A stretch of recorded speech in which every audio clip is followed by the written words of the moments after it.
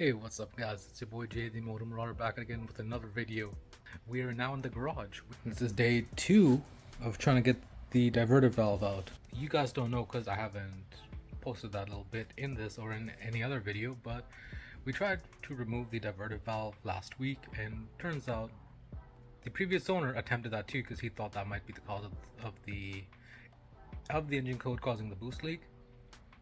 So we got 2 of the bolts out. Turns out the third bolt is stripped, and when we attempted to remove it, well, it got even more stripped. So now we got JB build, we got other stuff, and we purchased a new diverter valve as well, because we're assuming that I saw online on a forum like how to remove that bolt because it's near gas lines and it's near other lines, the hoses, so wouldn't really be a good idea to try and cut into it with an angle grinder or something like that, like a Dremel bit.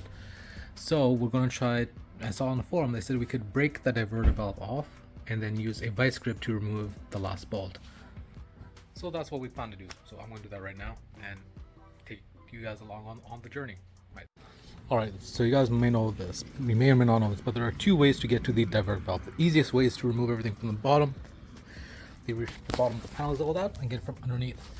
That's the easiest way to get it. See if you can remove all 3 bolts without it being stripped. The other way is to get it from the top here. See, right in between there, it's right in between there. You may not be able to see it, but that's the bolt up there that's stripped in the diverter valve. You can get it from here by removing the intake and everything, and trying to get it from here. But this is the harder way. Alright guys, so as you can see here, the diverter valve is right over there. First things first is that we need to remove that sensor right there. It's a small tab. You take your flathead, apply pressure to one end, and you can pull that right out. Alright, so the first thing we need to do is disconnect the sensor. Take a flathead to the pin over there and pry that open. You will hear a click and you just pull this right out. Next up, you take your Allen key or a size 5 the hex size 5 the Allen key or your hex socket, and you can start removing those bolts. Alright guys, so it's been about an hour or so. We got 2 of the bolts out. The last bolt, as I said, was stripped, couldn't get it out, so we ended up doing what we had originally planned and we broke off the old diverter valve. One problem though. So the main problem, bolt's still in there. Still in there. That piece around it, that piece of plastic around it, come on, focus. It ain't focusing, but that piece of plastic around it is still stuck on it. That's this thing right over here. That's still stuck on it. Everything else pop right out. And we use a vice grip, we use hammer, we use a flathead. We can't open that. I tried using a vice grip. I can get it in there, but it is a small space, so I can't really get a firm grip on it without destroying my hands. So we went to Canadian Tire, and it is starting to get dark. You can't see now, but within like 1 or 2 hours, it will get dark.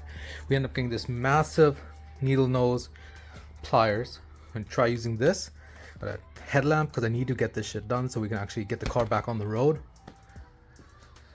And we grab this giant flathead for whatever reason, in case I need it or not. I don't know. Just bought this anyways.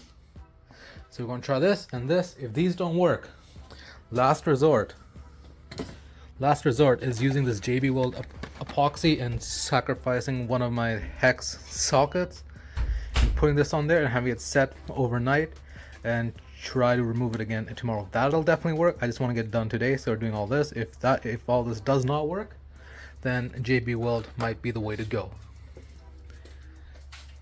This car has been giving us issues ever since day 1. So yeah, we're gonna try that now. I'm not gonna record it because I want to stay focused on this, and I'll give you guys an update once we get that part removed. Long story short, you can see my bald ass head from here. We finally got the bolt out. I can't explain how or why, but we got this bolt out. We mangled up, it's destroyed, but it's out. We didn't strip any of the threads, hopefully, but it's out now. So now we can put in the diverter valve spacer we purchased from ECS Tuning with the extended bolts, brand new extended bolts, and the brand new diverter valve as well with the upgraded piston. And put that in, and it's going to be really good for this car. But here's that ball that's been giving us an issue. Finally out. Now I'm going to set this up for you, and then I'll show you guys how we're going to put that in, and we'll get to it. It will definitely not be as hard. We just have to connect that to the new diverter valve, extended bolts, bolt it back in. Should be good. But one thing we have to do before is make sure there's no dirt or debris inside the hole where the diverter valve was, because we did break it off. So just make sure right before we install this that there isn't anything inside. We removed the old gasket as well because the new diverter valve comes with one. So here's the brand new diverter valve with the spacer. We're going to put it on like this with the extended bolts and put this right back up in there. Alright guys, so now that we're underneath here, make sure everything's bolted up tight on those two bolts and the one from up top. Make sure you connect the connector back up, and it should be good. We're gonna bolt up everything from the top now, and the only reason we had to remove everything from the top was to get to the top bolt, which was stripped. If it wasn't stripped, we could get everything from right underneath here, no issues at all, but because it was stripped, we had to remove that so we could get to it. So with this, we're gonna bolt everything up from the top and then start up the car and give you guys a difference in the sound. All right, be right back.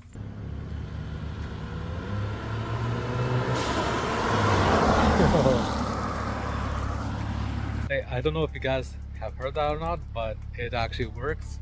It sounds amazing. So I'm gonna end that video here. Hopefully you guys enjoyed it. We installed the diverter valve spacer in the car, so you can hear a little bit of that boost. And we also put in a new diverter valve, which is hopefully gonna fix the boost leak issue that we're having. If it's not that, then we need a new turbo. So we'll see how it goes. So I'm gonna end the video here. Hopefully you guys enjoyed it. If you guys did, please do consider hitting the subscribe button down below and to follow along. We are going to be posting videos on the Audi A4, the Marauder, bread and butter, my bike, and your favorite, and you guys, and a old classic on the channel, the BMW E46 325xi. So yeah, if you guys are interested, consider hitting the subscribe button down below. We're going to be working on the A4, we're going to work on the E46, and work on the Marauder as well over the upcoming months. So if you guys enjoyed it, catch you all in the next video. All right.